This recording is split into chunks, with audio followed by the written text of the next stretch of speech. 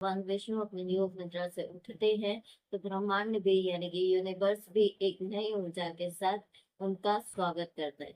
राधे राधे दोस्तों, आज मैं आपसे बात करने वाली हूँ देवउठनी एकादशी की और तुलसी विवाह की। इस दिन को सबसे ज्यादा महत्वपूर्ण क्यों कहा गया है, क्यों इस दिन के लिए कहा जाता है कि अगर आप कोई कार्य करते हैं तो आपके कार्य को में मंगल और शुभता आती है। यानी कोई भी कार्य आप करते हैं इस दिन पर तो वो कार्य बहुत ज्यादा मंगल और शुभ हो जाता है। तो आज मैं आपसे बात करने वाली हूँ कि इस दिन पर कौन सा ऐसा कार्य करना चाहिए जिससे आपकी लाइफ में आ रही बाधाएं, आपकी लाइफ में आ रही दिक्कतें दूर हो सकें और आपकी लाइफ में आ रहे हैं जो भी परेशानी ऑब्स्टिकल्स हैं वो भी आप उनको भी आप दूर कर सकें। तो वीडियो को पूरा देखिएगा, वीडियो को स्किप मत कीजिएगा, क्योंकि वीडियो में मैं आपको बताने वाली हूँ कि आप अगर विवाह करना चाहते हैं, विवाह में कोई बाधाएं आ रही है, आपका विवाह नहीं हो पा रहा है या आप लव मैरिज करना चाहते हैं, तो उनके लिए ऐसा कौन सा उपाय करें जिससे कि आपका विवाह शीघ्र हो जाए और आपके विवाह में आ रही बाधाएं भी दूर हो जाए। तो वीडियो को स्किप मत कीजिएगा, वीडियो को पूरा देखिएगा। और अगर वीडियो अच्छा लगे तो प्लीज वीडियो को लाइक कीजिएगा, सब्सक्राइब कीजिए और शेयर करना ना भूलिए। कमेंट जरूर कीजिएगा ताकि आपको भी इस वीडियो के माध्यम से जो उपाय बताए गए हैं उससे आपको लाभ मिल सके। तो मुझे ये कमेंट में शेयर जरूर कीजिएगा। तो सबसे पहले हम बात करेंगे देवउठनी एकादशी की। देवउठनी एकादशी को इतना महत्वपूर्ण क्यों माना जाता है? कहते हैं चतुर्मास में जब भगवान विष्णु योग निद्रा में चले जाते हैं, यानी कि आषाढ़ से जब चतुर्मास की शुरुआत होती है तो भगवान विष्णु जो है वो अपनी योग निद्रा में चले जाते हैं। और उनकी योग निद्रा के जाने के बाद इस कार्य को यानी कि सृष्टि के कर्ता धर्ता के कार्य को और देवी देवता संभालते हैं। आपने देखा होगा कि आषाढ़ में जब सावन शुरू होता है, सावन के महीने में जब भगवान विष्णु का पूजन किया जाता है तो और विष्णु भगवान योग मुद्रा में चले जाते हैं, तो उस टाइम पर भगवान शिव कार्य को संभालते हैं। यानी कि जब श्री जन्माष्टमी आती है तो भगवान श्री कृष्ण इस कार्य को संभालते हैं। उसके बाद 10 दिन के लिए स्वयं भगवान गणेश इस धरती के कार्यभार को संभालते हैं, धरती पर आते हैं। उसके बाद जब नवरात्रि आती है तब नवरात्रि में माता दुर्गा इस कार्य को संभालती है।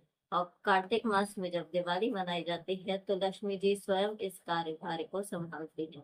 यानी कि भगवान विष्णु जो है अपने इस कार्यभार को, सृष्टि के कार्यभार को सभी देवी देवताओं में बांटे जाते हैं, जो कि थोड़े थोड़े टाइम के बाद आके इस को संभालते हैं।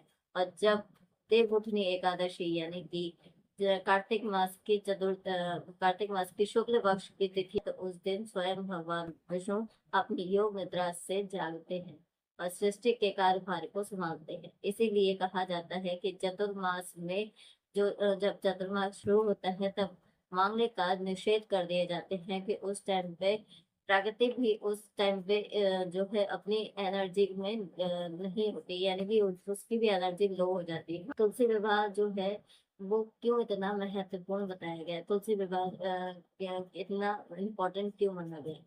ये उन लोगों के लिए बहुत ज्यादा इम्पोर्टेंट है कि जो लोग लव मैरिज करना चाहते हैं, जिनके विवाह में कोई बाधाएं आ रही है, कुंडली में कोई दिक्कत है जिससे कि उनका विवाह नहीं हो पा रहा है या बहुत डिले हो रहा है विवाह में, तो उस दिन अगर इस दिन पे तुलसी विवाह किया जाए तो तुलसी विवाह से उनकी लाइफ में आ रही प्रॉब्लम सॉल्व हो सकती है। यानी कि तुलसी विवाह के दिन तुलसी जी की पूजा की जाए तो उनकी लाइफ में आ रहे ऑब्स्टिकल्स जो है वो दूर हो सकते हैं। तो इसीलिए ये दिन बहुत ज्यादा महत्वपूर्ण माने जाते हैं। एक तरीके से मैं कह सकती हूँ कि वो गोल्डन टाइम होता है, एक दिन का गोल्डन टाइम होता है जिस दिन आप अपना कोई भी कार्य कर सकते हैं। और अगर कुछ मैनिफेस्ट करना चाहते हैं तो तुलसी विवाह के दिन अगर आप मैनिफेस्ट करें तो आपके यूनिवर्स से डायरेक्ट कनेक्शन होने के साथ साथ आपका मैनिफेस्टेशन भी जल्दी हो जाता है।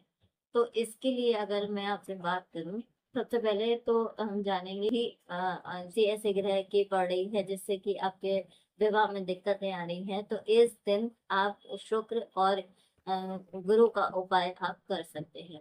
तो अगर आप भी अगर अपनी कुंडली में विवाह से संबंधित कोई भी दिक्कतें अगर आ रही हैं तो इस दिन पर आप तुलसी जी का और शालिग्राम का जो है विवाह कीजिए। अगर विवाह नहीं कर सकते तो आप इनका पूजन कीजिए, शाम के समय में पूजन इनका कीजिए, जिससे कि आपकी लाइफ में आ रही, आपके विवाह में आ रही बाधाएं दूर हो सके।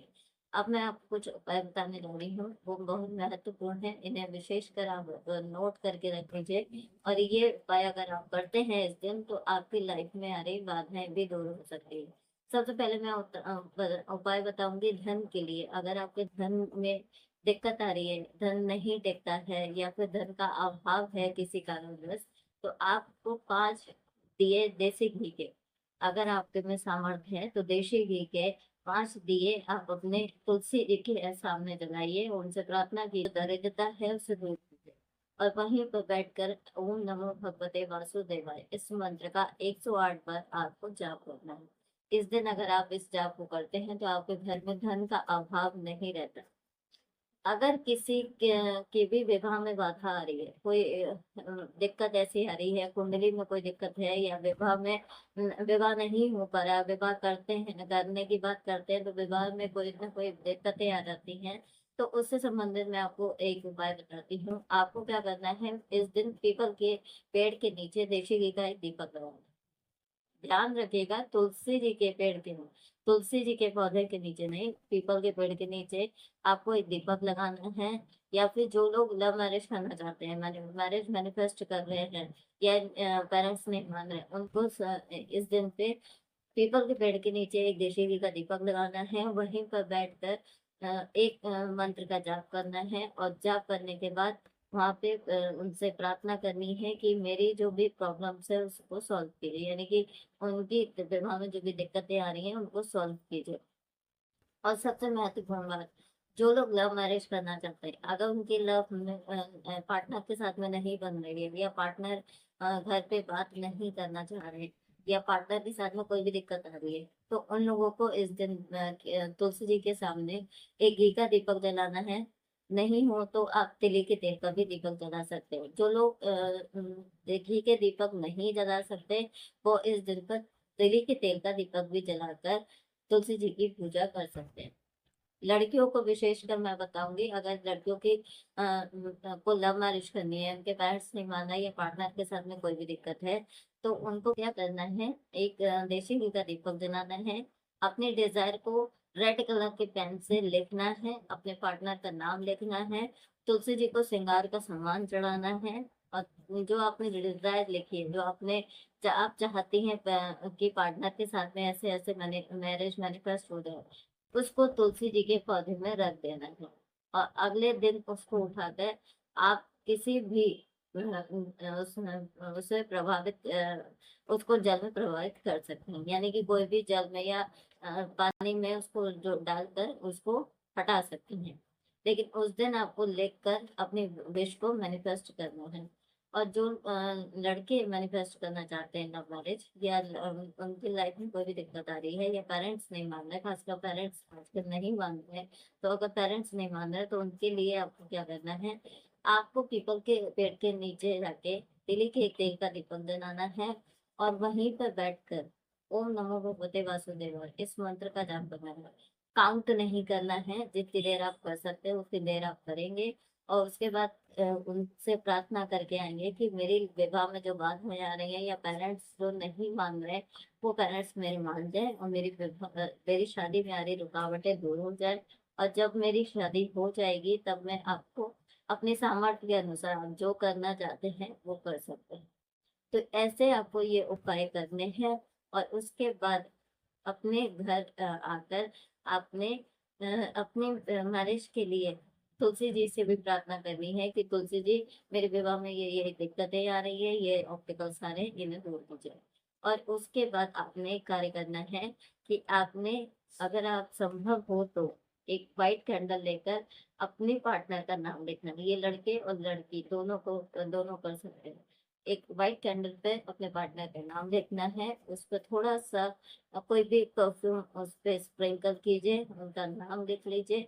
और जब तक कैंडल जल रही है मैनिफेस्ट कीजिए कि आप दोनों का मैरिज हो रही है, आप दोनों की मैरिज में आ रही ऑब्स्टिकल्स खत्म हो गई हैं, आपके पेरेंट्स मान गए हैं और आप दोनों की मैरिज हो गई। अगर आप ये उपाय करते हैं तो आपकी लाइफ में उस दिन से चेंज आना शुरू हो जाते हैं। आपके पेरेंट्स भी मान जाएंगे, पार्टनर के साथ में अगर रिलेशनशिप खराब है तो वो भी अच्छा हो जाएगा, और आपकी लाइफ में चेंज आना शुरू हो जाएगा। अगर वीडियो अच्छी लगे तो प्लीज फिर से रिक्वेस्ट करूंगी कि वीडियो को पूरा देखिएगा, वीडियो को स्किप मत कीजिएगा, और अगर वीडियो अच्छी लगे तो प्लीज वीडियो को लाइक कीजिए, सब्सक्राइब कीजिए, शेयर कीजिए। और जिन लोगों की भी मैरिज मैनिफेस्ट हो जाए वो लोग प्लीज कमेंट में मुझे अपना एक्सपीरियंस लिखना ना भूलें। राधे राधे।